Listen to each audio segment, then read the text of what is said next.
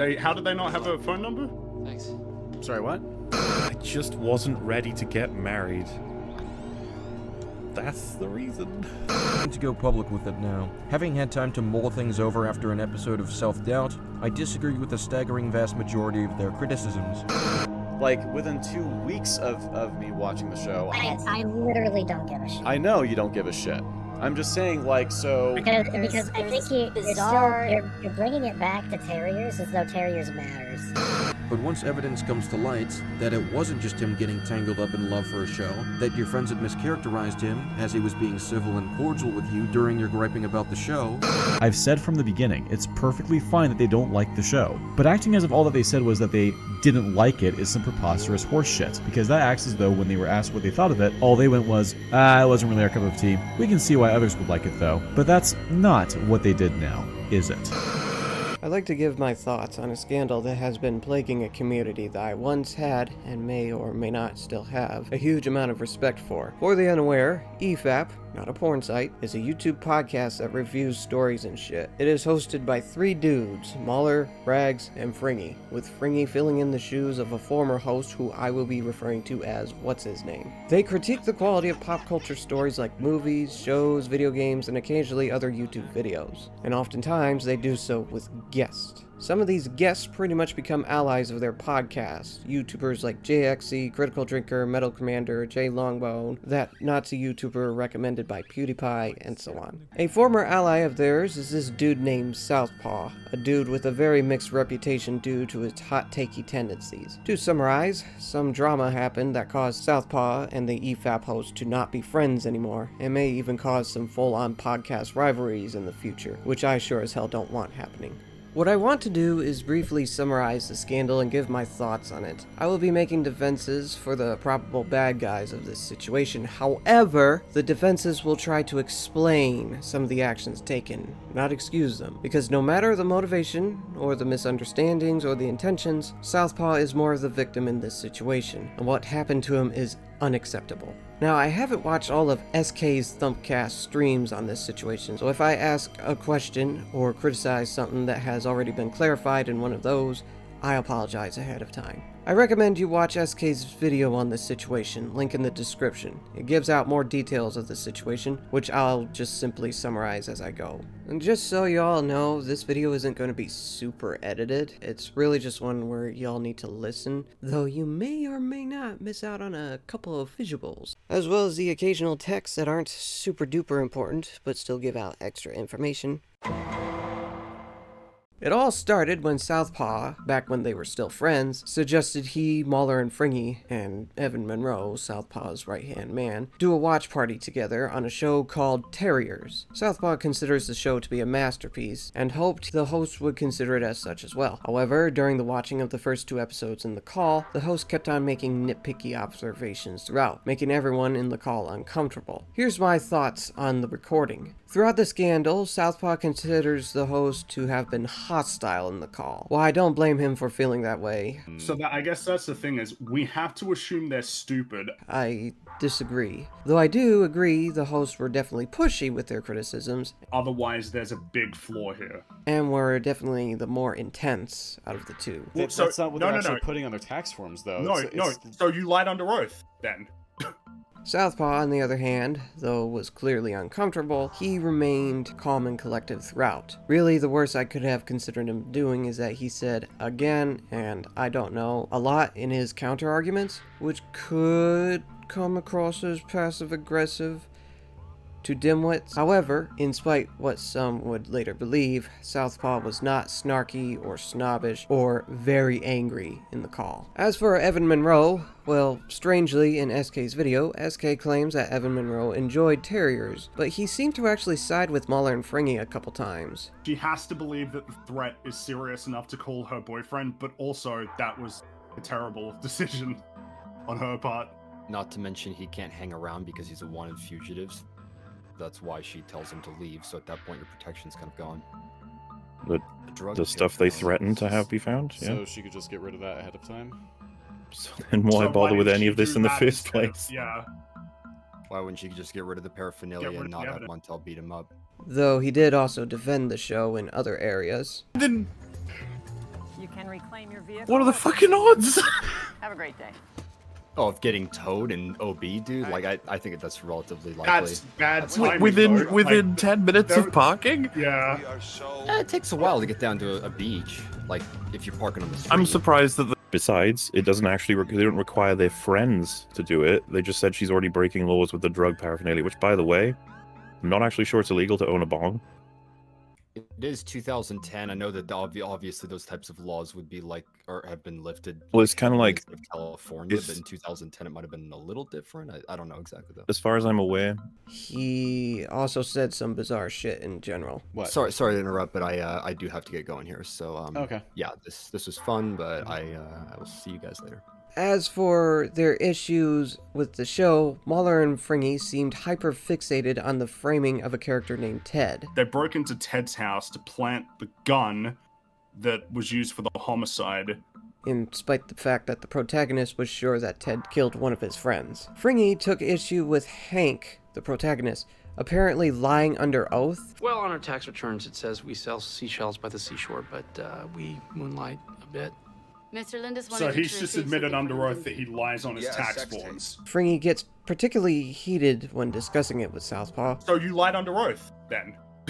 Which I bet you might be what makes him remember this call to be worse than it really was. There are a couple things Mahler and Fringy said that I'd like to counter. I don't think the show's condemning them. It's acknowledging they're doing illegal things. That's it. Not true, which I'll get into soon. But even if it did just do that, I'd say that's fine. I think stories shouldn't focus as much on condemning horrible actions as much as they should just not condone them. The host also suggested the bad guy protagonist should always be up against worse guys. I am not rooting for these protagonists. I find them kind of morally fucked, and it's making it hard for me to they're my driving force, and I'm just like, I don't really like you two. Well, because one of the issues is it's interesting to think about, because it's like, well, Grand Theft Auto, the protagonists are really bad people. It's like the games are aware of this. Also, they put them up against worse people usually.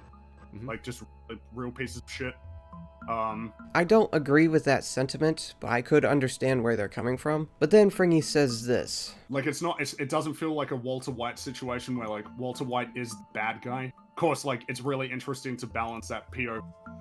In a lot of instances, people are rooting for Walter, even though what he's doing is bad, but it's like, he is the bad guy. Though obviously he starts out as a decent-ish guy, I think Walter White breaks their argument entirely. I think by the second half of Season 4, he was equally evil to Gus Fring, rather than being not as bad as him. I am the one who knocks. I always saw Gus's death of being the final key to unlocking Walt's true evil identity, as Season 5 follows with him paying neo-Nazis to kill 12 dudes in prison just because they prevented him from making more money. I think people like Walter simply because he's interesting, not because he's likable or relatable. So yeah, I don't think Hank or Britt needed to be up against worse guys to be good bad guy characters, though that doesn't matter because they were. Again, I'll get to it shortly. Though they do seem hyper-fixated on a few character aspects, I've found most of their criticisms to be somewhat reasonable, whether they are accurate or not. Like the reaction to Britt touching the corpse's clothes. What are you doing, man? Or this moment, which I actually had the same reaction to. Oh man, don't talk about that in front of fucking police station. What are you doing? I can understand why someone reaches this conclusion. Truth be told, I think most of the stuff they said were reasonable on the surface. The issue I had with Mahler and Fringy in the call is that they kept on talking instead of just watching the show. I can sort of understand why they and Southpaw were originally thinking of making this an EFAP mini. But truth be told, I think EFAP minis, which are basically just them making commentary on stories whilst consuming it, is a flawed way of consuming art, as entertaining as the minis are. Oh my god, this is awkward in hell. The viewers involved in the EFAP minis could miss essential dialogue or consider something a plot hole before it gets explained. Yes, I am implying Batwoman might be slightly better than the minis make them out to be, but not the Star Wars shows. I watched them. They do suck. They suck ass so hard Disney is choking on inverted intestines. Wow. Guys, turn a fucking corner. Turn a How are you corner. missing it? Turn a Conclusion. This call was a bit intense, yes, but I don't think neither Southpaw nor the EFAP host were aggressive in it, though reality might be sinister. I don't know. Honestly, it was actually better than an actual official EFAP debate. I think the main issue with the call is simply poorly they treated this like an EFAP mini by talking over the show, as well as the hosts being reasonably thrown off by scenes they don't entirely understand, thus leaving a sour memory of a watch party of a show called Terriers. Unfortunate, because Terriers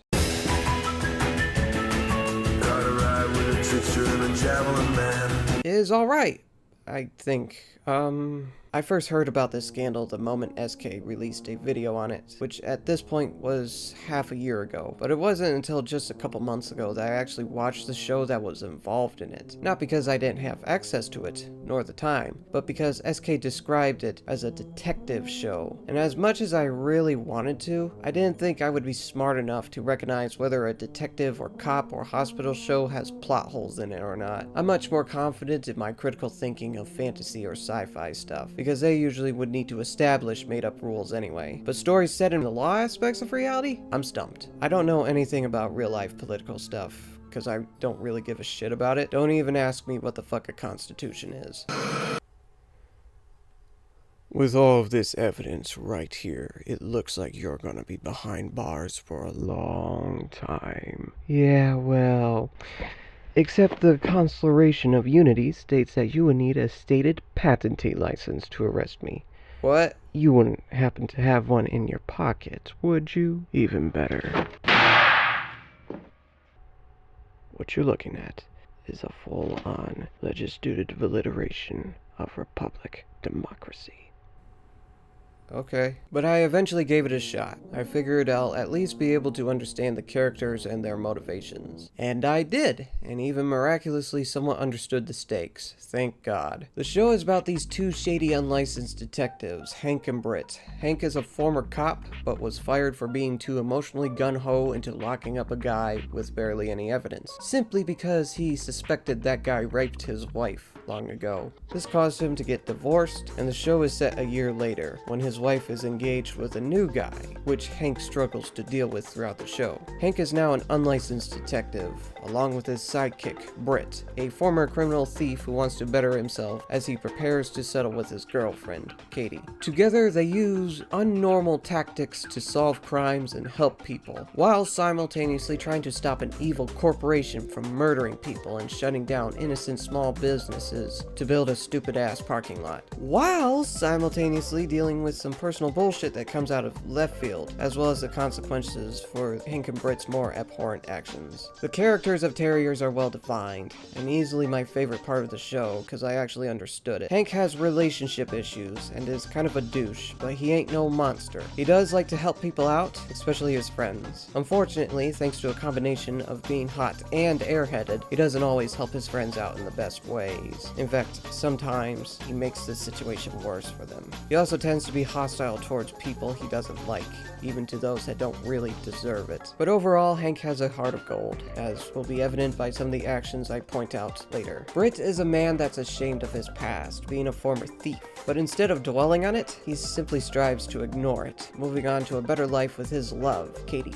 All he really wants is a perfect life with her, though he is willing to do dirty work to sustain it. However, Britt does speak his mind out against Hank's antics if he is pushed to a limit. Katie herself is interesting, as she is actually fully supportive of the shadier aspects of Britt's job. She really loves Britt, possibly way more than she loves herself. There's Detective Mark. Yeah, word of advice to storytellers: if you have a character that's essential to the plot but are worried that they might still be forgettable or blend in with other characters nevertheless, just make them have a little unique gimmick. Mark, for example, fakes cigarette. Though he does take his job semi-seriously, Mark was once Hank's buddy cop back then, and thus, a part of him still trusts Hank and Britt into solving cases, and is even willing to allow them to get away with some fucked up shit. But he does likely have a limit, which Hank and Britt are aware of. There's Hank's ex-wife, who, in spite the bad relationship she had with Hank, is willing to let water under the bridge by still being his acquaintance. There's Steph, Hank's schizophrenic sister that wants to live away from mental institutions, and seems to be the only person Hank has yet to unintentionally screw over, which he wants to keep that way. There's a plethora of decent side characters as well, like Hank and Britt's lawyer, who has just the right balance between corrupted and heartfelt to be perfect for their line of work. There's Hank's lawyer foiled douchebag hacker buddies, they do help Hank save someone's life. So there's Hank's ex's new husband, who's a foil to Hank by actually being a decent guy that knows when to own up to his dark past. There's Britt's former partner in crime, who still does crime himself and kind of wants Britt back.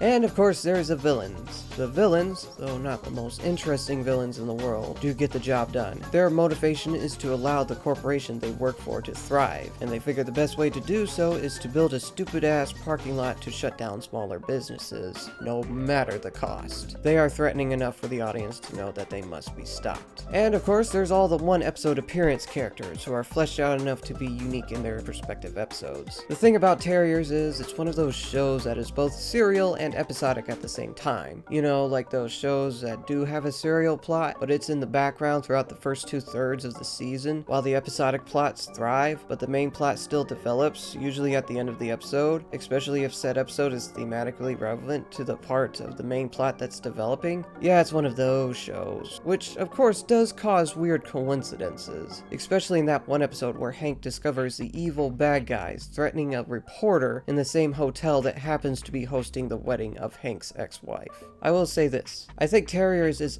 far from a bad show, but it is a weird one. It does have a lot of moments that can make casual viewers go, what? Like the episode where Hank and Britt are hired by some dude to catch his wife cheating, but then they discover that she's clean, and the dude gets pissed off about it and refuses to pay them, so they track the wife again and stupidly get caught by her, which admittedly I took a bit of an issue with. And she tells them that her husband is a masochist that wants to discover her cheating on him, so they stage cheat photos, but then later she actually fucks Hank. Then the husband gets mad that the photos were clearly staged, but then Hank tells the dude of how he slept with his wife, and the guy commits American seppuku. There might have been a through line to that, but I can see how that would throw off a shit ton of people. As I said, I don't entirely get the law aspects of the show, so I cannot confirm nor deny any issues with how the characters traverse around it. However, I do have one definitive problem with the show, as nitpicky as it is. I don't like how the show uses sound. I don't mean how the audio is utilized. The show itself sounds fine, but there are moments that,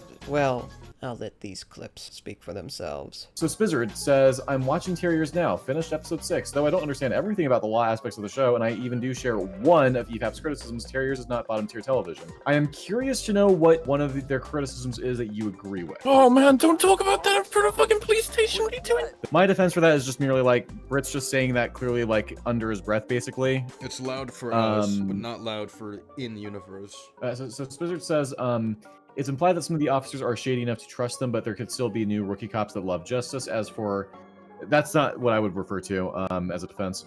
As for out loud to audience, not to characters, worthy counter, but in I believe episode 5, Hank was talking to his ex about his sister in a similar tone, and sister managed to hear him. My issue is that sometimes it's for audience tone, but other times it's the actual tone. I think it can't be had both ways. Yeah, I wouldn't label out loud for audience as lazy. It could be used to save money, but I would still rather prefer close-ups or something else like that. But there's another scene later in the show that makes me question if the creators of the show legitimately know how loud whispering could be. See, Ben? Oh, shit. Philippe is not gonna make that call anymore. Can we go now? Nah, those guys would have definitely heard them. But as I said, nitpick. It's not even a constant issue. Overall, I give Terriers either the Wild Thorn badge or the Happy Gnome badge. A 6 out of 10 at worst and a 9 out of 10 at best. Now back to the stupid ass fucking scandal. Southpaw suggests to Mahler that they stop doing a Terrier watch party since neither of them were having any fun, which Mahler agrees to. But then what's-his-name DMs Southpaw and tells him how he's not happy about hearing Southpaw being aggressive in the watch party call, which likely means he exclusively got the information about it from Fringy. What's-his-name also basically tells Southpaw that he was the hot taker, and hot takers don't pussy out on being hot taken by others. So Southpaw offers Mahler to finish Terriers, and Mahler is all like, Southpaw apologizes to Fringy, who responds with what I like to call a critical ego moment, where the ego of a story critic makes them feel compelled to tell someone how criticizing art should work, to someone that they forget already understands that. Yeah, it was an awkward situation. But it looked like water is under the bridge until... Seems SK's take that Luke was assassinated in Return of the Jedi? He fucking I don't care. likes terriers. I don't care what he has to say. Oh my Is god, that- Rags. Should we? Because we finished Terriers now, so. Oh, you did? How did you do it, man? Yeah. And all hell broke loose. I am willing to defend their takes on the show in the watch party call, because even if their criticisms were not correct, I did find them to be reasonable to make on the surface. That is not the case in this Super Chat catch-up video. Now, credit where it's due, Mauler and Friggy did watch the show, because they describe moments in the show that happened, albeit improperly. Unless they completely made stuff up about it and somehow managed to be eerily close to certain aspects about the actual show. They watched Terriers, but I don't think they properly consumed it. Partially because they might have talked over it, but at the best faith interpretation, there's another mistake I think Mauler and Fringy made when finishing this show. The same mistake Cinematic Venom made when first watching Lord of the Rings long ago, or more recently, Synthetic Man making when playing God of War Ragnarok. Mauler and Fringy, for whatever reason, went into finishing Terriers hating it. Now, it does seem that they are very confident in their take on Terriers. It doesn't sound like they're afraid of us, the audience, watching the show for ourselves and debunking their takes. This is the thing, man. You don't need to see. to do with You don't need to see the one episode to be like, okay, like this is this. So it is possible they weren't intentionally doing this to spite Southpaw, though Rags saying his takes are worthless just because he thought Terriers was good is asinine. It seems they truly believe their takes over Terriers are correct. It's nowhere near Batwoman levels. Yes, it is. Unfortunately, even I can say they aren't. Now, they did have criticisms on confusing law aspects about this show, which I could probably understand them doing so, even if Southpaw did have evidence against their criticisms. Hey, in relation to the fingerprints being left on clothing point from the first episode, I just want to point out that that wasn't apparently a thing until 2011, which was after the show was aired. But that is where the doubt benefiting ends for this Super Chat video, mostly because they say stuff like this. We have multiple issues throughout the show. The number one thing is that the protagonists are just really bad people. What? It's one of the worst shows I've seen. I wouldn't recommend it to anybody. Nor would I. One of the I worst don't- you've seen. One of the worst I've I would seen. This one's easily in the bottom 20%. Seriously, it's just bottom tier TV. You better provide some good-ass evidence for that. There is so much evidence that connects these two to like all of these crimes that they've committed, and that they did mostly for money, and for whatever reason it's just never followed through on.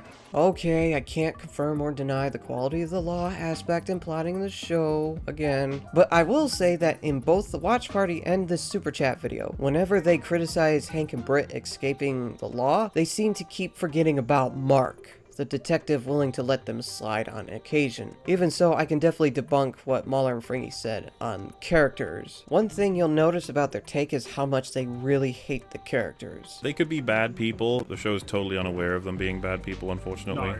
And is be like, oh man, these guys heart of gold, but they do some dubious things, and it's like, nope, they're just fucking evil. Fucking evil? Yes, Hank and Britt do some shady shit, and the show doesn't punish every single individual horrible thing they do, which is actually fewer than the hosts make it out to be, by the way. But the show does occasionally punish them for their wrongdoings. It's why Hank is divorced. It's why Britt was kidnapped by a cartel. But I personally would say that doesn't even matter that much, because I didn't think Hank and Britt were that bad. In fact, I don't think Britt in particular was a bad person at all, just misguided. Yes, he did shady business with Hank, but that's because he wanted to sustain a life with Katie. And even so, in spite being buds with Hank, he would absolutely question Hank's antics whenever he felt they go too far. As for Hank himself, he is less of a good person, yes, but the worst of his morality would be that of a law-breaking douche. Is the main character meant to be deplorable? You'd hope so, but no.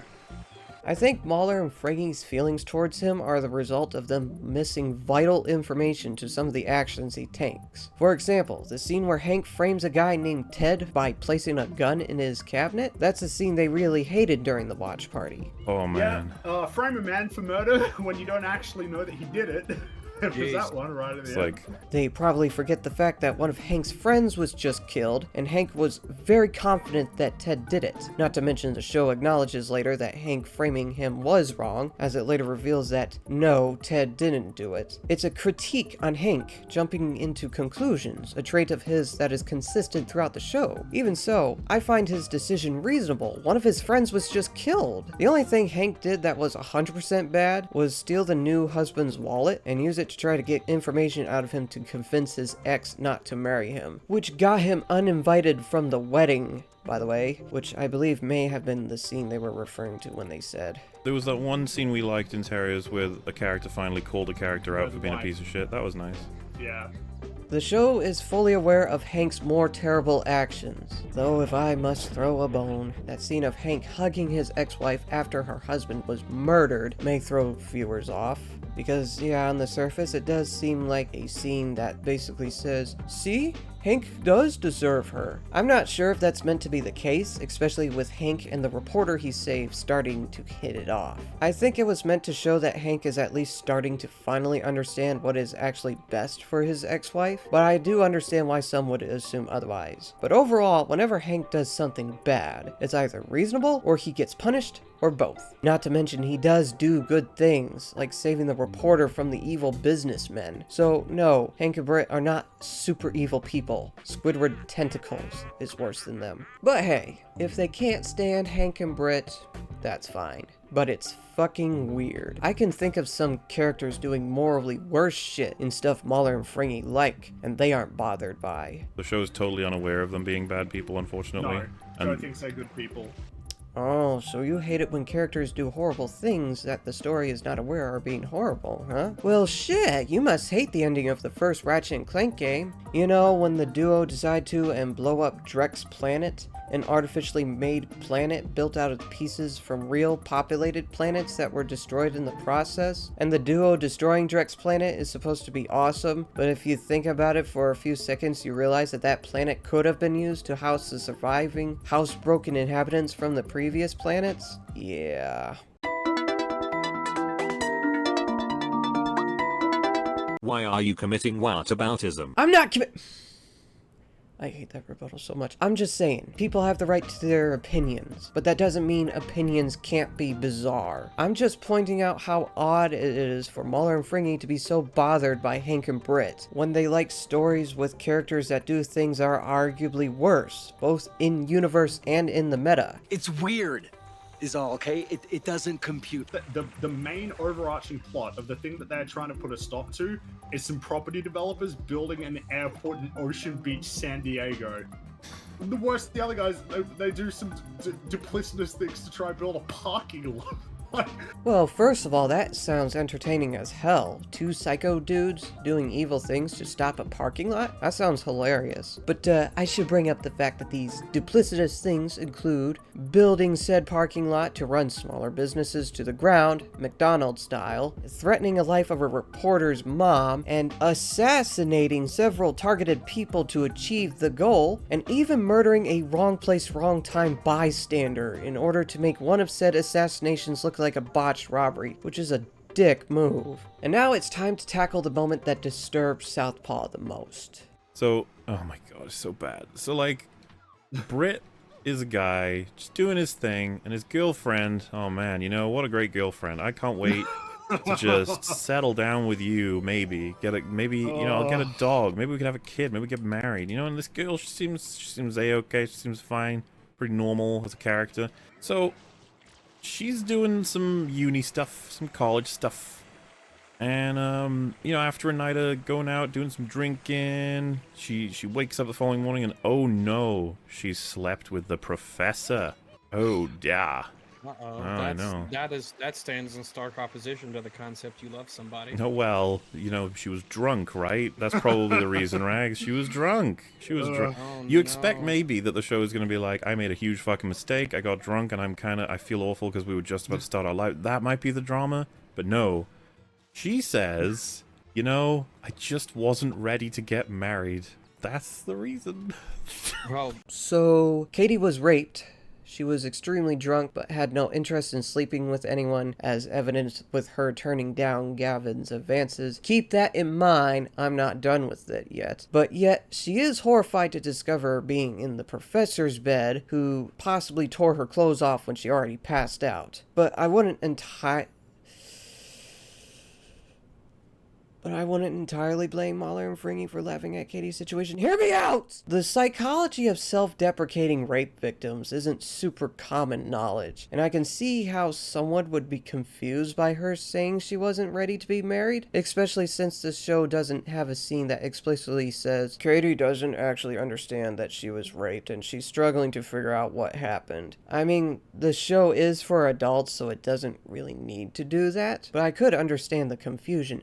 Now, normally, I wouldn't be making such a defense. However, Southpaw recommends this video on Terriers to people who are interested in knowing the true quality of the show, and the thing is, even the guy in this video, recommended by Southpaw himself, even this guy seemed to be confused on the Katie situation. And then we have Britt's girlfriend Katie cheating on him with her professor. This plotline is the big stain on the series because of the implications. Katie's affair was clearly written backward to get Britt to beat someone up because they wanted him to be in trouble with the law in the finale. But Katie's affair was also basically rape. She was so drunk she couldn't recognize her car, and to cap it off, her professor, a person in a position of power over her, is the one to have sex with her that night. You might think this would lead to a big scheme by Britt and Hank to take the bastard down for rape, but aside from a throwaway line from Hank to scare him off, the show entirely treats this as Katie's fault. Even Katie herself does this. When Britt finds out, she doubles down and chews him out for not being ready for marriage and children. I don't know, Katie, dude's been saving kids and consoling parents and practically leapt for joy when he learned you might be pregnant. But, like I said, this arc was written backwards. It makes me wonder if the only reason I understood that Katie was raped is because SK's video told me such beforehand. Though I should mention the show makes it quite clear how terrible she feels in scenes that Mahler would take clips out of and post on Twitter to prove how awful she is.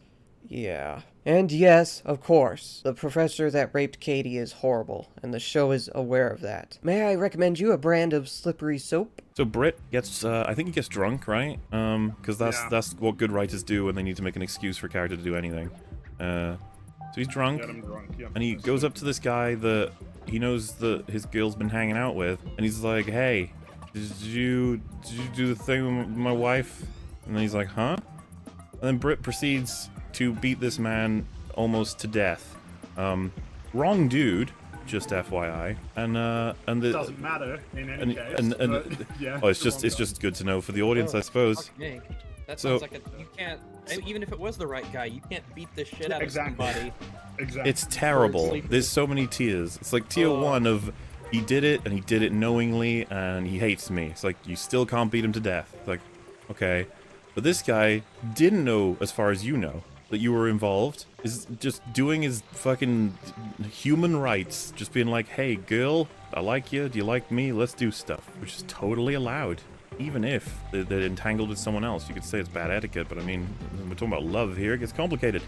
So Gavin, the dude they're talking about, who I mentioned earlier, tried to make advances on Katie while she was drunk, when not only did he know about her drunken state, but he also already knew about Britt. But even if he was an innocent guy, it's still somewhat reasonable for Britt to do what he did. Katie refused to tell Britt who she slept with because Hank told her not to when she came to him about it. A mistake that's consistent with Hank's flawed ideology of what makes a good relationship. As I said, Hank doesn't always help his friends out in the best way possible. So Britt had to make guesses on who raped Katie, and the reason he wanted to beat whoever did it so badly was because his girlfriend was raped.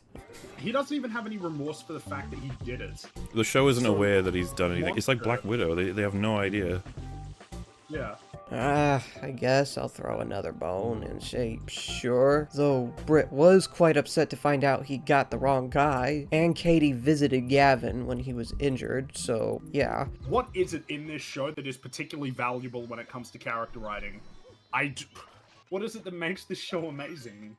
Oh, I can tell you exactly what the value of this show is. Because I didn't like the show super duper much myself, but I saw plenty of appeal to it. Decent characters, occasionally alright cinematography, a catchy theme song, a sick real-life beach city setting that I'd actually probably want to visit instead of a miserable desert town that makes me want to die, and Terriers is occasionally funny, and Mauler and Pringy probably would have caught some of those funny gags if they weren't talking over them. He's already wanted man, right? Yeah. How? Mauler and Pringy clearly didn't enjoy the show, and that's fine. Let me make that clear. It's fine for them to hate Terriers. The problem is, their hatred for it makes them think it's objectively horrible, which is not. Even if it's flawed, it is definitely not objectively horrible. Yeah, it's not misrepresenting a scene, not forgetting context, both of which has totally not been done. Don't you worry about it. We just finished this show. I don't even... like, it's... What they did was basically the equivalent of me concluding that Breaking Bad is garbage. Indeed, I honestly don't really like Breaking Bad, but even I can recognize that it's objectively one of the greatest television shows ever made. Me saying Breaking Bad is awful would be asinine, and that's what EFAP did to Terriers in that super chat video, and Southpaw was completely justified for not liking their awful takes. And he responded to them via what used to be Twitter. Now, his Twitter messages are mostly reasonable, though the last bit does come off as a bit passive-aggressive. He also apparently said some things in DMs and stuff, and there's a set of sentences that I'd like to address. So here's your next homework assignment, Terriers friends. Go out and watch actually amazing content, like verifiably good content, and do what they did with Terriers. Do what you can to call everything a contrivance, or completely morally condemn the characters and claim that the story isn't aware that they're not heroes. Yeah, Southpaw challenged the audience of EFAP to do what EFAP did. I know what he was trying to do, trying to show the audience of EFAP's hypocrisy, but it honestly does come across as passive-aggressive, especially in typed words where people cannot actually see or hear the type of emotions you would use to express those words. Also, that one accusation of the EFAP host straight up lying was no help at all, which even SK himself criticized in his video. However, it is crucial to point out that Southpaw's responses are more than just a result of their bad takes on Terriers. Southpaw claims that he has taken issues with numerous takes EFAP has made in the past. Terriers was just a breaking point, which is true. I remember listening to one of Southpaw's older podcasts. I don't remember which one. It was a couple years before the scandal started. He casually says how he's not at all impressed with EFAP's defenses of Spider-Man Far From Home, which according to he and SK is a mediocre film at best. So yeah, EFAP made a bunch of bad takes before, and Terriers just happened to be Southpaw's breaking point. Oh, of course the Breaking Point happened to be one of his favorite shows. What? Yes, of course, Terrier. Yes, of course. Okay, imagine if there was this idiot that kept on making bad takes of movies, like say, Tommy Wiseau's The Room is awful because the CGI of the aliens look fake. And then you'd be all like, oh yeah, whatever. But then imagine that dude makes a really horrendous take about one of your favorite movies of all time. I'm gonna say Joker because that movie's awesome. Of course, Joker would be your breaking point. Now, the tweets have led to a muddled mess of tweets and DMs between Southpaw, Mauler, Fringy, and what's-his-name. I'll leave the details to SK's video, but there is one moment that stood out to me. This DM that Southpaw poured his heart and soul into. Katie got so drunk that she couldn't even identify which car in the parking lot was hers. When a fellow student tries to take advantage of her, we have my character ripped into. And compared to the hordes of people who've sent unreal abuse my way, whenever I criticize something like Spider-Man 2 or Batman, I'm still trying to process that, and I've gone back to re-listen to that section several times to see if I can hear anything different, and I'm coming up drunk.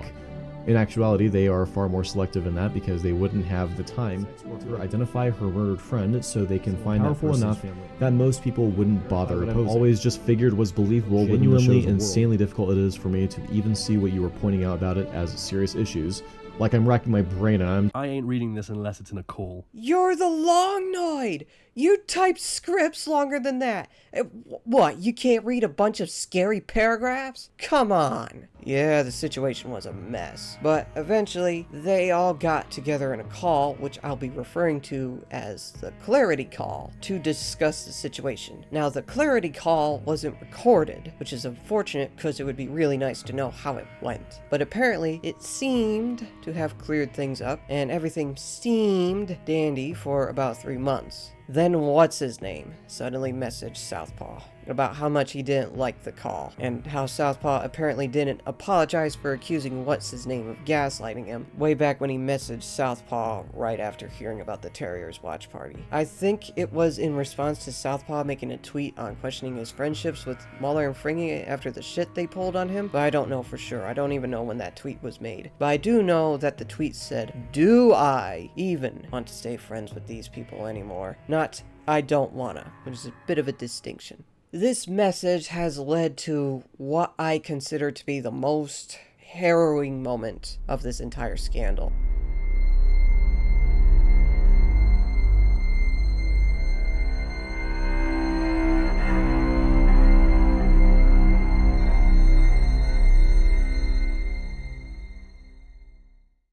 This call between Southpaw and what's-his-name. Now, what's-his-name and Southpaw were close friends before the scandal, with what's-his-name, despite never wanting to be involved on YouTube ever again, even placing himself back onto the internet just to help Southpaw out of a previous scandal some douche nozzles were placing him in, because they hated his take on Spider-Man 2. But now, in this call, what's-his-name was clearly pissed off about something, and he pretty much destroys his friendship with Southpaw. This allegedly did an immense amount of psychological damage towards Southpaw, but I am keeping this video as nuanced as possible, and I unfortunately do side with what's-his-name on a couple of things. Or at least, Southpaw did a couple of things that didn't help the situation. First of all, what's-his-name accuses Southpaw of accusing Mahler and Fringy of being rape apologists, and Southpaw just goes along with it, in spite having done no such thing, which even SK criticized. What's-his-name asked Southpaw what was it about EFAP's take on Terriers that was unreasonable, and Southpaw brings up their apparent false criticism on the show's portrayal of real estate, and what's-his-name is all like, yeah, whatever. Though I absolutely despise his shitty attitude, I do semi-agree with him on the sentiment. I don't think having false issues on real estate in the show is unreasonable, especially when Southpaw needed to talk to an actual real estate guy to confirm nor deny their claims. What's-his-name was asking for an unreasonable take, and I think Southpaw should have gone straight to the Katie situation. Lastly, there was a moment that kinda really threw me off. A moment that was not in SK's video. A moment that weirdly can only be seen if you click the link to a full call in the video's description. Bear with me, this will sound like me trying to make jokes out of a serious situation that shouldn't be joked about, but I am giving my sincere reactions to this moment. Around the last third of the call, Southpaw receives a phone call and was apparently told to walk his dog immediately. Let me... 1 second here. Sorry, I didn't phone call. Hello? Hey, can you look fancy? My hair is wet. I can't go outside with wet hair. Right now? He's ringing the bell. Okay, give me one. No, it's fine. I have to walk my dog real quick. I'll be right back, alright? Uh-huh. Alright. So he leaves what's-his-name for a minute and a half, which I just found really weird. Why would a dog need to be walked at a very specific time? And what dog walk would only last a minute and a half? I know it sounds like I'm trying to make jokes, but these were legitimate questions I had while watching the whole call. Was what's-his-name told ahead of time that this would possibly happen? He certainly didn't enjoy it, since he was about to say something likely derogatory right when Southpaw gets back. And instead, you use it as... I am back.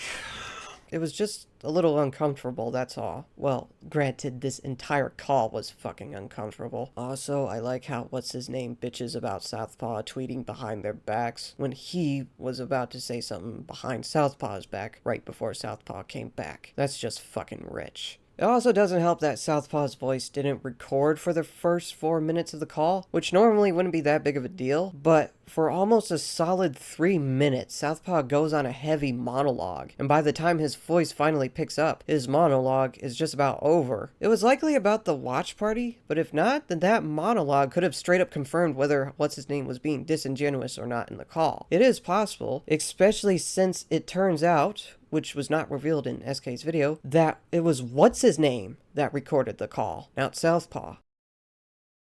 I want to cut off your opening and say that I'm recording this. And so, yeah, it might be possible that what's-his-name himself, for whatever reason, muted Southpaw for about 4 minutes. I'm just speculating, though. I don't want to jump to conclusions. But the conclusion I can jump to is that what's-his-name was fucking unpleasant to listen to. Throughout the entire call, he has this nasty attitude. But unless Southpaw said some abhorrent shit in his monologue, nothing about what he does in the call makes what's-his-name's pissed offness seem warranted. First off, in spite having asked about it in the beginning of the call, you know...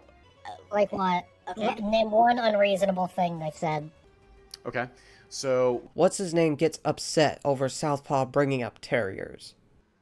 Alright. I don't know. I don't remember enough of this fucking stupid show. Honestly, it's not even really about the show anymore. It's just about, like, what you're doing. Of course it's about the show. It was the main indicator for the entire scandal. Some mediocre takes on it is what started the scandal in the first place. Saying terriers doesn't matter is the equivalent to a dumbass teacher failing a kid's character examination of Gollum for bringing up the Ring of Power. What's-his-name also kept on insulting a quote-unquote laughable diatribe Southpaw apparently made, and I'm not sure what he's referring to. It's not the friendship questioning tweet, because what's-his-name brings up how Southpaw went on a boo-hoo rant on his mental state, which there's no mention of in said tweet. He was likely talking about this set of paragraphs that were visible in the first half of this call. These paragraphs are clearly a DM back and forth Southpaw and what's-his-name had right before the call. Now, these paragraphs do come across as a bit melodramatic, I must admit, with Southpaw comparing this situation to some movies that were thematically relevant, but again, it was nothing to warrant what's-his-name's insults. Then, what's-his-name brings up a tweet about him, apparently made by one of Southpaw's allies. The tweet in question brought up apparent transphobic remarks what's-his-name made back in the heyday, remarks what's-his-name openly doesn't stand by anymore. Southpaw, after walking his dog, offers to bring the tweeter onto the call so what's-his-name can rip his ass a new one. So I hadn't seen this tweet.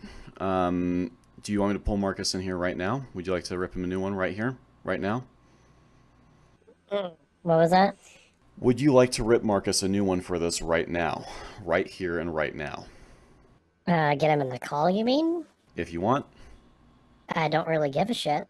Okay. Then why did you bring it up? Though, truth be told, I may or may not side with what's-his-name a little more or less if I got to see the Clarity call, because what's-his-name does make some interesting allegations about it, mainly how he and Rags were apparently meant to take a vow of silence, and how Southpaw seemingly acted sad on the situation only to flip when he and his quote-unquote therapist brought up the pronunciation of Shang-Chi. But whether you're still willing to side with what's-his-name or not, there's no denying how cold he is in this call. And this call was pretty much the nail in Southpaw's coffin, especially here. I don't want to be friends with these guys anymore, seriously? I mean, not that any of us care now. We kind of just want to be left alone. It was at this moment where Southpaw's friendship with EFAP ended. And it is horrifying.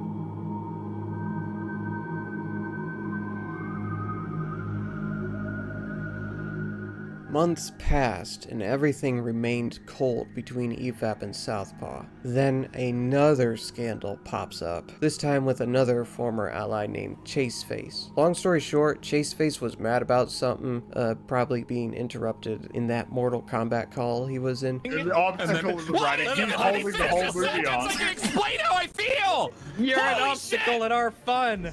And through means of manipulation, he attempted to sabotage both the EFAP community and the community Southpaw was now a part of, which, though may or may not be an accurate label, I will be referring to as the SK community. Chaseface's stick got so bad that Mauler and SK had to clear some things up once it was all over. It was a common enemy situation, if you will. Now, during the clarification session, SK, who is now a close friend of Southpaw's, takes this opportunity to square shit up with Mauler over the Terrier situation, mainly explaining to him how Southpaw was treated by Fringy and what's-his-name. Mauler apologizes and claims that he really just wanted the scandal to be over. It was over on my end with closure.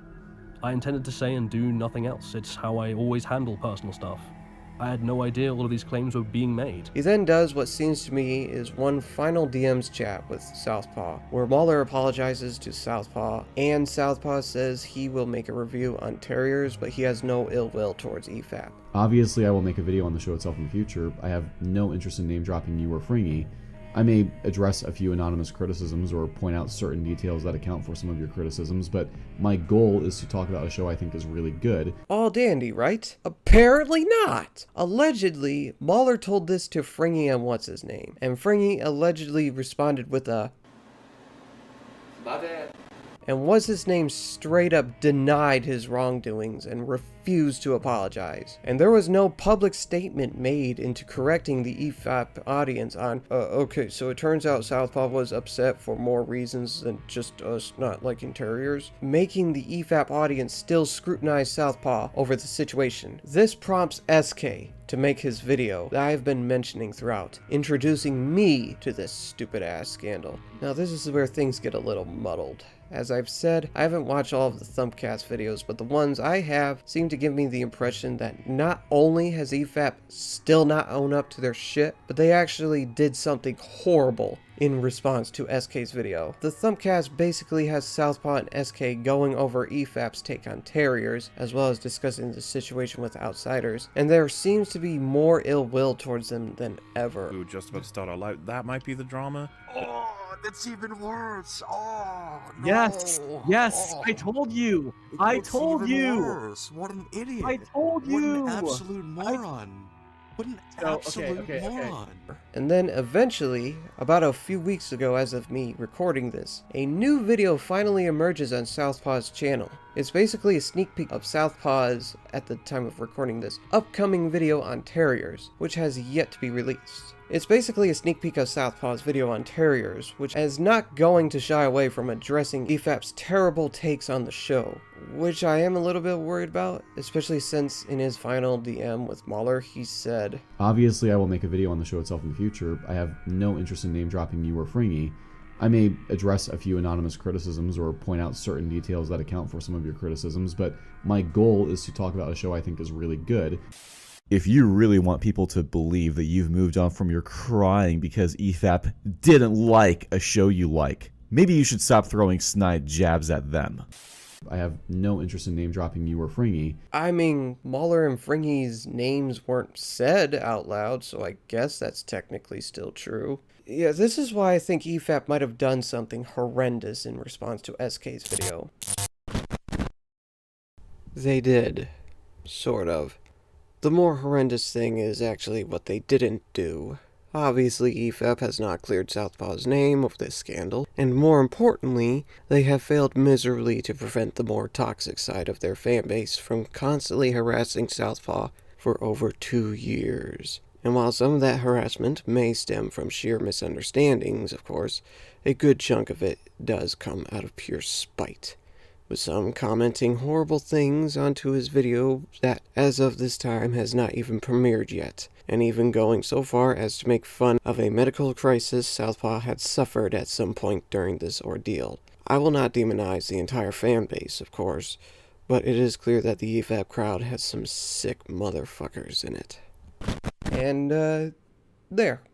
All caught up. I described the events. Now I'd like to give my thoughts on all of the people involved in this situation. Let's start with Southpaw himself. Southpaw is definitely the victim out of this. You know, he was just doing his usual thing, some shit came out of nowhere, and he wasn't able to properly deal with it because of how out of nowhere it was. However, there are a few things he did that I think weren't the best idea, where I could somewhat understand why EFAP reacted the way they did. They're not critiques of his morality or anything like that. They're just me pointing out some usually socially awkward situations that probably didn't help things. First off, while I'm not saying that this is an issue, this is something I can definitely see alienating people. Southpaw in general speaks in this snarky sounding tone, so he does sound passive aggressive, even when he's clearly not. If that's the case, and we know that Tony was killed by the two goons that assaulted Hank and Brett, or someone that was connected to Lindis at least. I figure it's those two goons in particular. The tone probably doesn't help during times when Southpaw needs to make rebuttals, and especially when making hot takes. Not excusing people that hate him for it, especially close friends that should know better, but I'm just saying. Now, when he doesn't speak, he types, and man, can the things he types come across as uncomfortable on the surface. He tends to type in long paragraphs that come across as rambly at first glance. He's actually a really fast typer, and I'll explain how I found that out. He also types a bit poetically from time to time, and there are times when he did the poetic typing that he really probably shouldn't have. Like in the earlier mentioned pre-what's-his-name call paragraph where he brings up the Mitchells and the Machines. Good movie, by the way, watch it. Probably wasn't the best idea. It would have made him come across as overdramatic, which then would lead to assumptions of being a pathetic manipulator, which unfortunately might have been the case in the what's-his-name call, at the best faith interpretation for what's-his-name's sake. Southpaw had the tendencies to get desperate in order to keep his friendships, which unfortunately included accepting whatever false accusation they made about him, including, quote-unquote, getting really angry in the Terriers' watch party, or calling Mueller and Fringy rape apologist. Now, notice how all of those statements I previously said are really just observations of anxiety that Southpaw likely struggles to deal with. Southpaw as a whole handled the situation as best as he could, and it was unfortunately just simply not enough. There's only one thing about him that I do think is worthy of actual criticism. Southpaw in general has the tendencies to be a little bit challenging towards people with opposing views, which I can understand. I've done it myself. It's kind of fun, until it isn't. And of course you should challenge people on really stupid takes. Yes, cuties. The cinematic equivalent of Jesus. But it can be too much. I already brought up how that one part of his Twitter thread seems a little bit passive-aggressive, in spite the intentions. But there's also a few moments where I legitimately believe he overreacted a bit. Like in the comment section of his recent sneak peek video. Some guy commented on how Southpaw's full video could be a waste of time because he assumed the video implies that the EFAP audience are too stupid to recognize that EFAP isn't perfect, which is a stupid argument. And Southpaw rightfully responded to it with counter-arguments. However, he also responded with an accusation of this guy possibly having a type of media criticism standard that, and quote, Southpaw finds foul. Southpaw tells the commenter that he needs to unsubscribe if he has that standard, in which I was all like, whoa dude, you need to chill out a bit. Luckily, the commenter clarified himself, and he and Southpaw seemed chill, but man, that could have been ugly real quick. Yeah, I am a little bit uncomfortable criticizing Southpaw because he is the victim of this overall, and, well, you know, victim blaming and shit like that. I'm just giving my honest thoughts. As much as I feel bad for Southpaw, I do find honesty to be important, because a world of misinformation is a world of bullshit. But I would like to finish this off by giving a more lighthearted theoretical nitpick. I think Southpaw might have an issue of misreading stuff when reading fast, thus accidentally misinterpreting what it said. Not only is that likely evident in the sneak peek comment section right here, but it also happened in the chat of Thumbcast54. How do I know this?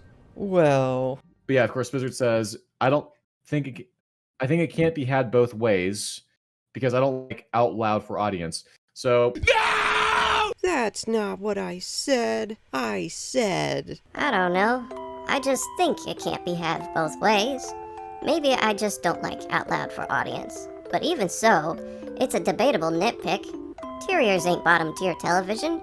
Man, you made me sound like... I want to talk about this Tigger's flag. Okay. I don't like it. Give me time to make a video on Civil War. One day. I've said I'd make it since before EFAP was even a thing, I think. I'll get there one day. Yeah, that's never gonna happen. I honestly find Mahler's response to Southpaw's tweets to be somewhat reasonable. Again, they do come across as passive-aggressive to the unknown, but Mahler is still behind some dumbass shit. For one thing, he still hasn't clarified Southpaw's true intentions to the EFAP audience, which, being the leader of EFAP and all that, is something he should do, like right now. Not to mention, his takes on Terriers are terrierable. I still stand by that some of the criticisms in the watch party were reasonable. Some. I'm afraid he engages the assault. If you remember, they're standing outside and then they get grabbed in. With the baseball bat? Yeah, it's not a crime to hold a baseball bat. That's true. And it's technically not a crime to offer a kid free candy either. But his takes on Terry's and Super Chat Catch-Up 150 are terrible. They seriously come across as him going into the rest of the show hating it. And that's the best case scenario. But my biggest problem with Mahler is that, honestly, he's a coward. He seems way too desperate to avoid a frightening situation, rather than simply doing the bare minimum to mitigate it. I intended to say and do nothing else. It's how I always handle personal stuff. Look, Longnoid, I know you run a full-fledged podcast, but at least clear Southpaw's name on the situation. Also, he allegedly blocked Southpaw from Twitter. Fucking pussy. Fringy accuses Southpaw of smug and aggressive in call. Stupid. It seems to me that he remembers things being worse towards him than it is. Fringy has a fit over his DMs to Southpaw being shared on public without his permission, in spite he and Mahler suddenly mentioning how they watch Terriers without Southpaw's permission. Fringy's take on Terriers is really stupid, obviously. And when people point that out, he brings up how he apparently went to law school. First of all, he doesn't say whether he graduated from it or not. Second of all, little story time for you. I too went to schools. Specifically, I went to a storyboard class. And what was it like? Well, not only did I not learn anywhere near as much stuff as I wanted to, but at one point, during a lecture on camera angles and framing and shit, the professor goes, "Never use straight angle shots. They tend to be boring." And I raise my hand and go, "Bruh, you ever seen a Wes Anderson film?" So, yeah, in spite their intentions, I would not label colleges as the best source of information. However, there is one thing I will defend Fringy on, and that's his accusation of Southpaw having the Sacred Cow Slaughterer label. Southpaw may not see himself as such, and to be clear, it is a label that was really given to him by other people, but the rest of us do see him as such, and some of us like Southpaw because of it, including yours truly. That EFAP video, where he and Evan pointed out all of the plot holes in the original Toy Story trilogy, brilliant. Just brilliant. But overall, Fringy did things in the scandal that were absolutely no help at all. When it comes to actually socializing with people over sacred cows, he's kind of an idiot. And that's my best faith interpretation of him, because I'll get to eventually. The problem with what's-his-name is that he's too overreactive to situations. Whenever he hears of something that even hints at badness, he responds in ways that unintentionally escalates the situation, rather than mitigating it. And he tends to do so in aggressive ways. Like his first message to Southpaw after their watch party. Now, most of what he sent seemed reasonable enough-ish. He found some of Mahler's Fringy's criticisms to be reasonable, and pointed out how Evan Monroe agreed with their criticisms a couple times, both of which I share the same sentiment with, as I've shown. But then he compares Southpaw to this dude named which was a dick move. Long story short, was this vile person that basically said vile shit because he was pissed off over Southpaw and what's-his-name's takes on Spider-Man 2. It could be argued that what's-his-name was simply trying to be like, "Hey yo, Southpaw, you're starting to make the same mistakes he first started making." The thing is, what's-his-name needed to wait to see if Southpaw continued on making those mistakes, rather than jumping the gun. Typed in all caps on Twitter. Southpaw didn't do that. And then what's-his-name follows it up with a tirade on how critics should look at sacred cows. Stuff I agree with on the surface, but he's assuming Southpaw canceled the watch party just because he didn't like hearing the idea that his favorite show might be bad. What's-his-name jumps to conclusions, which you should never, ever, ever, ever do. Never, ever, ever jump to conclusions. What's-his-name also accused Southpaw of getting really angry in the watch party. Not true. Normally I probably assume he didn't watch the watch party and idiotically took Fringy's word. But in his first message to Southpaw he says, a couple hours in, and I'm not sure if he's talking about the watch party call or something else. If he's talking about the call, then damn, you have, like, the perception skills of a fucking dead goldfish. Also, I recently found out of how apparently, yes, their takes on Avatar The Last Airbender actually are mediocre. And Avatar The Last Airbender is a show that what's-his-name loved, and he brings it up a couple times when DMing Southpaw over the situation. I've grown a lot by seeing that some things I once liked aren't very good, and found new things that blew away the feelings I had for something like Avatar The Last Airbender. They all gave me powerful emotional reactions that rival anything I got from Avatar The Last Airbender. That doesn't make Avatar The Last Airbender less important to me, early development as a person. It's a piece of me, and one I value for pushing me towards the things I like now. So I wonder if perhaps he is incredibly insecure about the fact that he's not able to stand up for Avatar The Last Airbender, but Southpaw is to terriers. Just food for thought. And of course there's his shitty attitude. What's-his-name gets irritated easily, and either his anger clouds his judgment, or he decides to become a legitimate scumbag. Either way, I have lost an immense amount of respect for him after seeing his pathetic attitude in this call. Which is a real shame, because I actually used to look up to this guy. Yeah. I'm not saying that it's the case, but maybe if, I don't know, people who maybe try and brand themselves on the idea of having hot takes and I'm the one who discovered this and I'm the one who really showed the world what the truth is. I don't know. Maybe if you're not good enough to justify that title you've given yourself, it will, I don't know. He's exactly right. Rags was not really involved in this scandal. It's the reason why he needs to shut the fuck up. Are they still going on about fucking terriers? Show shit. I get it. Hey, Rags. Now, the thing about Rags is that he really does trust everything Mauler and Fringy says about things. He does see them as intellectuals, and he always takes their word on pretty much everything. I remember in another Super Chat video from long ago, where Mauler is playing Portal 2. When Mauler gets to that one chamber with the laser grid between the moving platform's path, Rags brings up and agrees with Fringy's hot take on BoJack Horseman being shit, in spite only watching one episode. Chat members get mad, and Rags goes on a monologue that he doesn't need to watch the show to know it's bad, because Mauler and Fringy already tells him such. That's how much faith he has in Mauler and Fringy's critiques. Unfortunately, it's misplaced on their takes on terriers, because their takes really are bad. Also, Shiba Inu, even if terriers is bad, that doesn't mean Southpaw's take on Civil War is wrong. You seem to agree with his take on Winter Soldier being bad. You're telling me you can't accept a similar take on a similar movie made by the same people? Grow a pair. I think SK was the most mature out of all of them, as in he made the least mistakes, that is. All he did was make a video describing the situation, clarifying it to Mauler, and answer further questions in his podcast, all while mostly remaining monotone. A-.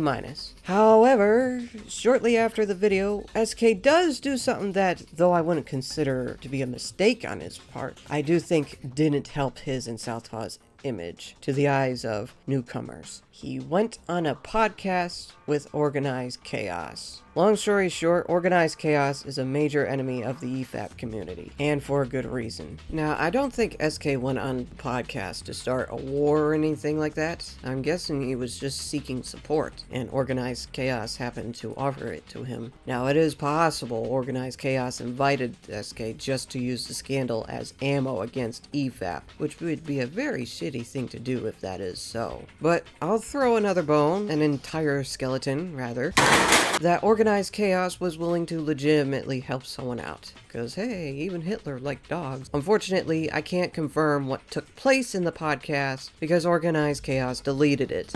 But I can say that it turns out Southpaw also joined the meetings. And the reason why he and SK gave Organized Chaos a chance in the first place is because the both of them no longer take EFAP seriously whenever they say, Fuggles McChuckins talks about us in bad faith.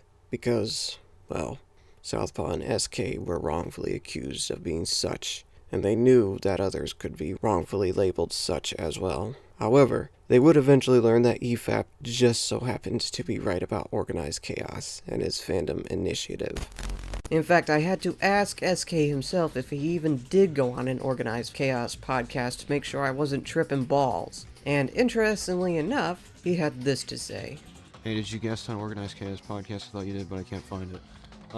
I did, but, I won't anymore. because I find the fandom initiative to be quite a joke. They're not very morally consistent. Dude, wow. Yeah, I definitely didn't go on his podcast just for the sake of pissing off EFAP. Unfortunately, speaking from the eyes of the public, it doesn't look good on SK's image for him to make a video explaining how EFAP misrepresented Southpaw, only to go on the podcast run by a guy that does the same to EFAP 3 times as bad. And I do mean that in both ways. It especially doesn't look good to onlookers that don't have time to watch a full Organized Chaos podcast. They're just gonna see the thumbnail and go, see, SK is full of shit. Yes, shame on them for judging a book by its cover, of course. But my point is, SK being on the podcast, no matter the intentions, is going to make it harder for him to make amends with EFAP, which he is perfectly capable of. Let me tell you about this guy named Colin.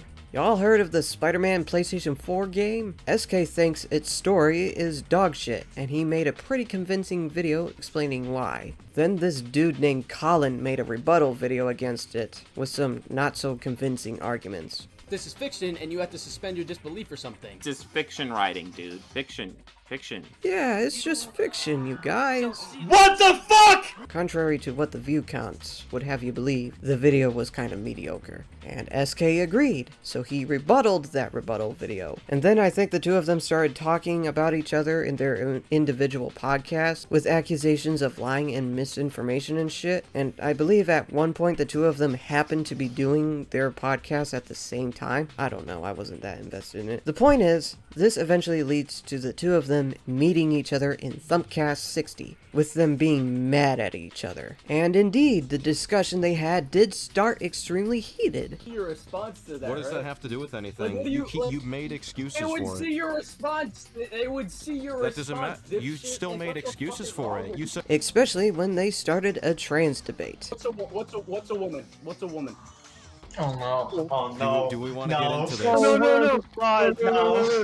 No.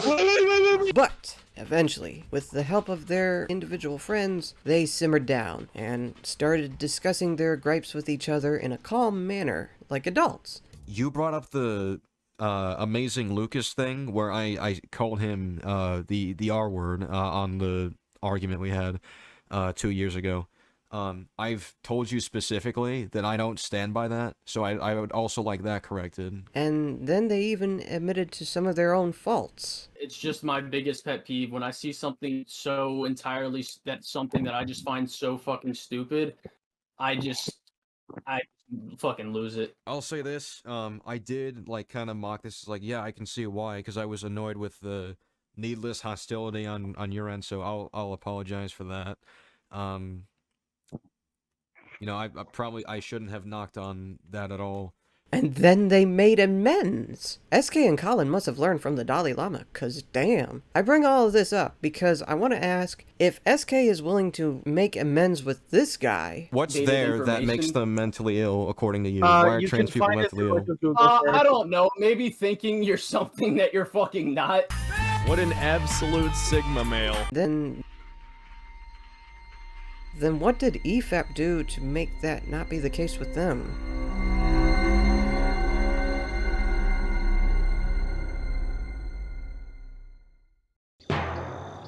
I didn't know any of this was happening before SK's video. I did notice that Southpaw was noticeably absent from EFAP for a while, as well as YouTube in general. So much that when he finally did post something again, I legitimately thought it was an archived video at first. I didn't think much of it. I assumed he was just very busy with many other things. And I didn't watch all of EFAP's Super Chat catch-ups, nor did Twitter, so I wasn't even aware of their take on the show called Terriers. But when SK's video came out, the dots connected, and I was depressingly horrified. You see, this video is coming from a fan of both sides. In fact, one of the first EFAP videos I watched was EFAP 77, where Mauler and Southpaw, together, verbally tore apart the pathetic parasite that is Toy Story 4. And I loved it. I looked up to the both of them, and I find this retarded scandal to be upsetting. Just the concept of either Southpaw or Mauler being wrong about something pisses me the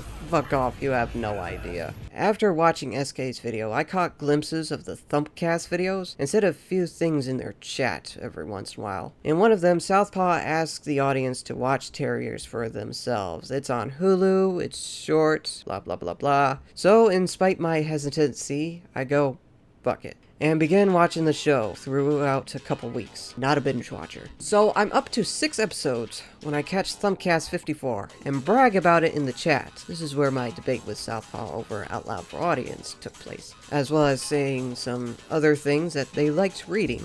Blizzard saying, I remember that. Oh, good. So I am watching the same shows. Like, well, that's the thing is, you wouldn't know that you're watching the same show if you listened to Mauler and Fringy's criticisms. Not gonna lie, I did do a little bit of sucking up, because hey, you would too if you finally got noticed by an idol of yours. Blizzard saying, well, to be fair, I didn't watch those super chats. Dodge a trip mine there. Yeah, for real. And I will admit, I even made a mistake or two myself. In one of the Thumpcasts, when it's first revealed that Mauler actually blocked Southpaw on Twitter, his so-called friend, I got really angry in the chat and typed in all caps, an action I look back on in shame. So anyway, I finished Terriers, then watched the full 150 super chat, then watched the watch party call, then watched the full what's his name call, which was pain. Then watch SK's video again with a more nuanced perspective, and I will admit, I did find EFAP to be in a slightly better light on the second viewing, since I now witnessed the main focuses of the scandal. So I began typing the script of this video, which coincidentally enough was about a week before the sneak peek of Southpaw's Terriers video showed up. And I read the comments, because Southpaw has the tendency to respond to many comments, and I noticed the particular debate he had with the one guy I mentioned earlier. It seemed like that guy didn't know about the scandal, so Southpaw summarized it and brought up something that for some reason was not in SK's video, which I label as TismGabber78.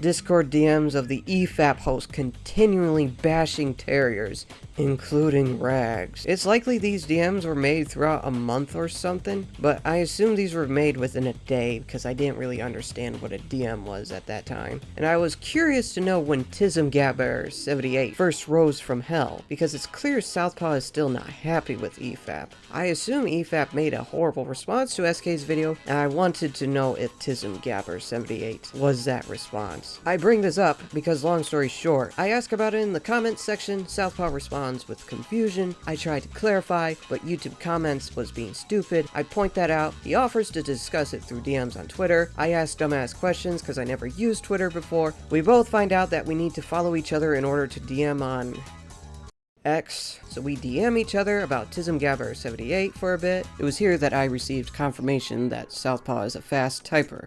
The dude types like a fucking hedgehog. Then Southpaw reaches his DM limit, because there are limits now, and he offers to invite me on Discord.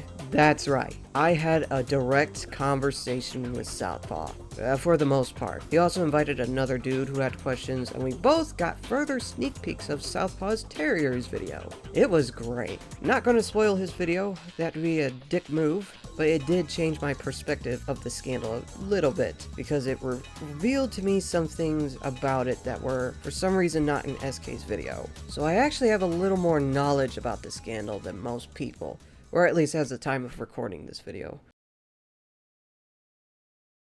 Look, this is a seriously fucked up situation, and real people are involved in it. I don't want to jump to conclusions. So I made 3 of them.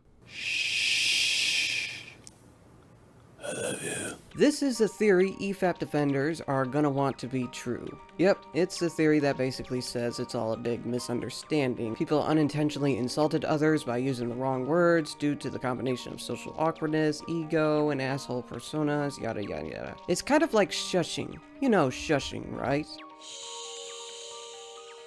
There could be a number of reasons people would shush you. It could be because, yes, they're assholes that don't want to hear your voice, or they could just not want other people to be hurt by the stuff you'll say. Or they could even shush you for your benefit, like preventing you from embarrassing yourself or even protect you from danger. But let's face it, no matter the context, no matter the circumstance, nobody likes being shushed. And that's what this theory concludes. Southpaw and EFAP kept shushing each other without realizing it. As for Mahler and Friggy's terrible review of Terriers, well, likely they didn't have a fond experience with the first 2 episodes, not realizing that it was mostly their fault, and they went into the rest of the show hating it, and, well, you'd be shocked about the amount of shit that fly over people's heads when they go into something hating it. Ragnarok is out of control, but the heroes manage to escape off screen. Time to go? Go where exactly? You did exit? Or hey, you know, maybe they too don't understand law, like me. However, the shush theory is not what Southpaw concludes, and it is possible that he's right, unfortunately, because...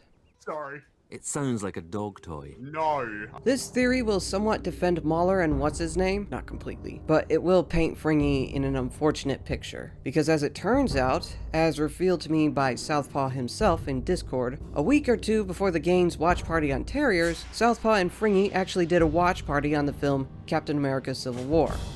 Now, Civil War is a film that is for some reason worshipped by the EFAP host, while Southpaw has the take that it's a 2 out of 10. I think this call he had with Fringy is where the hot take first originated, because Southpaw pointed out some of the film's flaws and Fringy struggled to rebuttal them. Sound familiar? Well, the difference is Southpaw remained much more cool and collective, and also is more likely to be right about Civil War than they are about Terriers. I mean, they fucking agreed on the Winter Soldier being bad. Now again, most of Mahler and Fringy's criticisms in the Terriers watch party seem to be reasonable on the surface, but I couldn't help but be suspicious of this moment.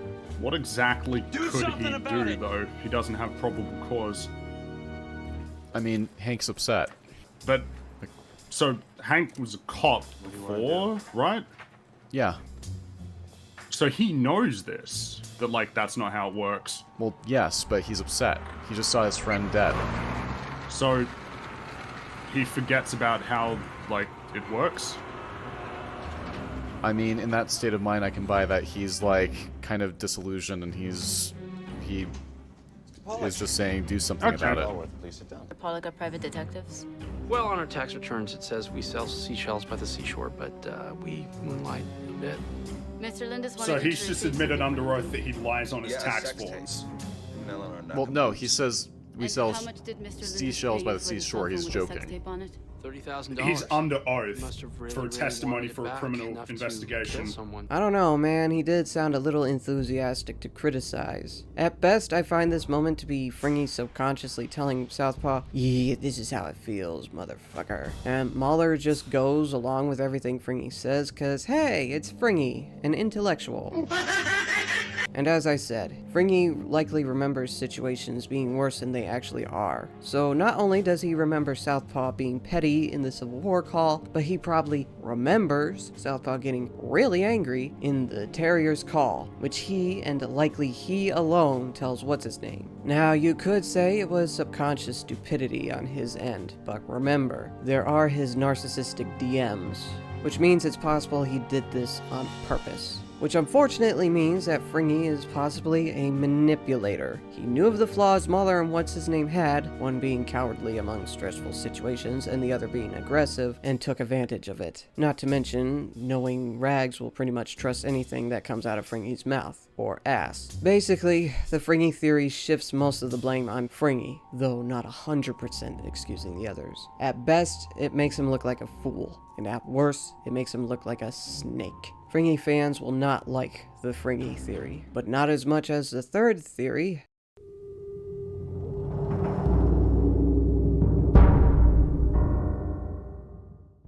This is the theory that EFAP fans are going to hate the most, but It is also the one that Southpaw likely believes. Yeah, it's the one where EFAP intentionally sabotaged their friendship with him. Southpaw theorizes they did it because they really didn't like his take on Civil War. While that's clearly true, I'm not worried about Civil War. It's gonna be fine. Not at all. Not at all. Many concerned. times. I don't think that's why they would sabotage their connections with him, if that is even the case, God forbid. At least, I don't think they disregard Southpaw over his take on Civil War just out of sheer pettiness. The truth is, if we were to put on possible tinfoil hats, I think they did what they did, possibly for a more disturbing reason. Consider buying our incredible plushies. Buy the pair if you can. The more support they get, the better it is for us and potential future campaigns, and they are amazing in their own right. I would Yes. highly recommend it. Put it simply, EFAP is becoming more corporate. After all, it is likely the full-time job of Mahler, Fringy, and Rags. EFAP is pretty much a business now, and like any business, those that run it could be compelled to do what they can to keep the moolah rolling. I bring this up because the purpose of EFAP is intellectuals dissecting art in the most objective way possible. That's their shtick. And naturally, this leads them to have some hot takes. And this includes the apparent piss-poor quality of Spider-Man 2 and Batman the Animated Series, both of which were introduced by Southpaw, hence his label as the Sacred Cow Slaughterer. So, if not simply out of pettiness, why was Captain America Civil War too far? Because EFAP has been shilling praise to that film since the very beginning, and it was known for it. Fun fact, back before EFAP even existed, What's-His-Name had his own podcast, and one guest he had on it was Mahler. It was the first conversation they ever had together. It was how their friendship started, and a very important part of EFAP history. Now, a good chunk of that particular call was of Mahler explaining to What's-His-Name of how even if What's-His-Name didn't like a particular film, it doesn't mean the film is not of excellent quality, objectively. And guess what his prime example was? Yep, let the dots connect.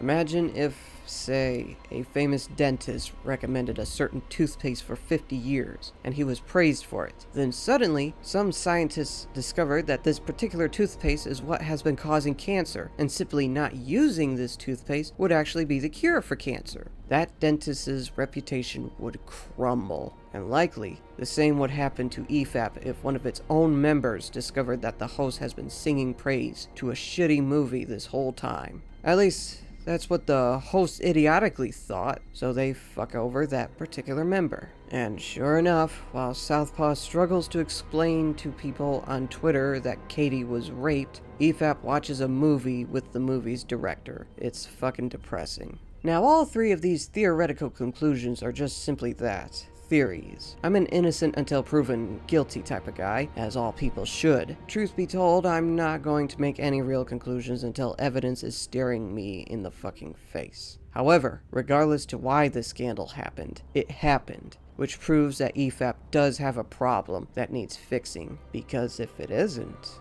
And if they could do this to Southpaw, they're capable of doing it to anyone else. In fact, they might have already done so once before.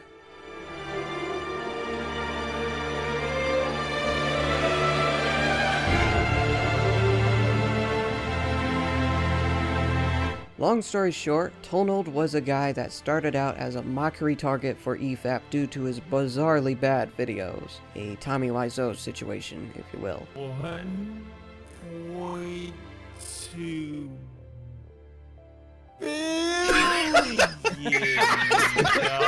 But soon, he started improving on his videos, and thus gained EFAP's respect. Wow! Look at the effects on his face. Look at these. Wow! Incredible. Oh my god! Oh. Oh my goodness, Total! You got some Your context. eyes. Then he guested on their 100th episode special, and had a joyful conversation with the host. Then he said some deep, heartfelt shit. Well, what I always tell people is, who are like mean, instead of like fighting back with these people, I always say the same thing. Well, I actually have never said this, but if I was going to say it, this is what I would say. You go out there, put your heart and soul into something, a piece of music, a piece of art, a YouTube video. You go out there, bust your ass, put a bunch of energy into making something you truly love, and then have me come up on your video and tear you to shit unfairly. Tell me how that feels. and left the host of EFAP mesmerized. I feel like I met Jesus.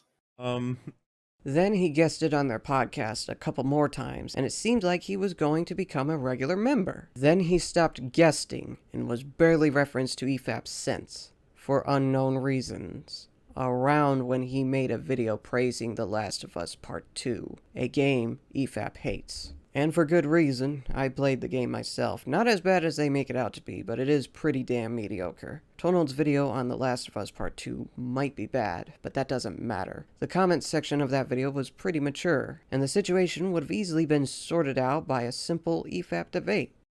But it wasn't, and I'm worried that, whether through miscommunication or through legitimate sabotage, Tonald was similarly screwed over by EFAP like Southpaw was. EFAP might have fucked over Jesus.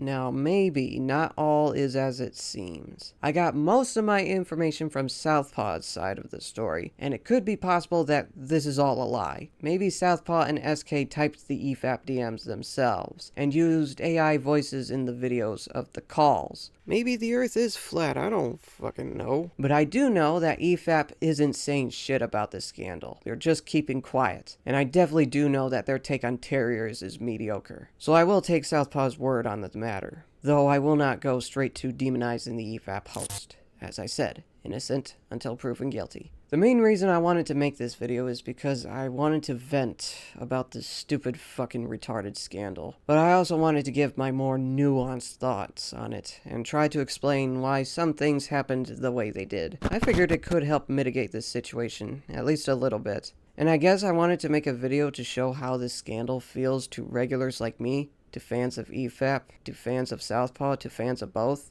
It fucking sucks! It sucks. And if this scandal was a living person, I would douse that fucker in flaming gasoline. I'm somewhat looking forward to Southpaw's video on terriers, but after that and his video on Civil War, I'm hoping he and SK will be done with this scandal. I'm hoping Southpaw will get back into making lighthearted South podcast videos with Evan and Buzzax, like the good old days. Oh, sweet mercy. Okay. As for EFAP, well, they better acknowledge their mistakes over Southpaw and Terriers, and probably Civil War. Because otherwise, their fans will eventually know the truth, and they will be pissed. As for Southpaw being back on EFAP, well, that would be sweet, but it doesn't seem like that will happen. EFAP, intentionally or not, put Southpaw through a lot of shit. These are not characters from a TV show. These are real people with feelings, and we can't beg for them to just kiss and make up. We can, however, make sure this scandal doesn't fully implode. Listen up, folks, because this is extra important. Do not demonize either side. Do not review Terriers without watching it. Do not make the mistake of getting publicly angry at new upsetting information, like I did. And most importantly, think. Think before you speak, or type, or DM, or whatever. Remember, the best faith interpretation of this scandal is misunderstandings. Communication is important, and if you're not clear with your messages, you are at risk of fucking someone over or getting fucked yourself. Spizzard with a $2 says, menstruation in kids media, good, bad, complex. What?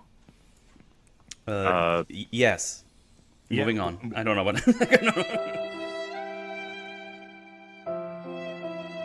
As for me, I'm just going to continue the content made by both sides. I'll be more suspicious of their standards from now on, but I'll still enjoy content from EFAP and Southpaw. They made great shit, and the same goes for some of their prospective allies. But I will say this, if I come across any official evidence that ultimately proves one of the people involved is a scumbag, I will absolutely verbally rip them a new one. This scandal better end, and it better not worsen. Because I have zero tolerance for bullshit. So you've probably been noticing these scary texts that have been showing up across this video.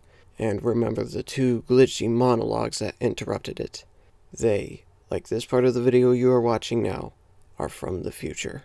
They are not part of the original script of this video. This is because right when I was getting super close to finishing up this video, I'm lucky enough to have another pleasant meeting with Southpaw himself, this time with just him and me. It was basically me asking him some more questions on the situation, most notably what happened in the meeting with Organized Chaos, or is there a more horrible thing EFAP did in response to SK's video, both of which I showed their answers for.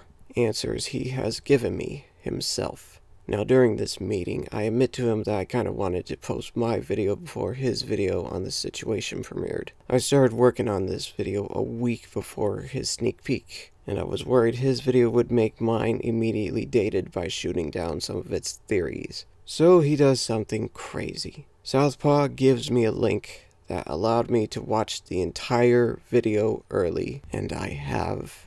And I gotta say, it's not looking good for EFAP. It does seem that my third conclusion for this situation may be the truest, and unless EFAP responds to this situation with a heartfelt, logical, "Oh hey, no, this is all a big misunderstanding because you and I were not aware and forgot about this or this," I have lost an immense amount of respect for Muller, Fringy, and Rags. Yes, most of this information does still come from Southpaw's side of the story, which, on a very technical note, may make what I am saying a biased viewpoint. But Southpaw went tooth and nail into showing as much evidence as possible to show why it is what it is, and I always have at least a 1% willingness to give anything the benefit of the doubt. That's just who I am, willing to side with them on this. I feel like I already said too much. Go watch Southpaw's video when it comes out, if it isn't already. But I will say this, do not demonize the entirety of EFAP.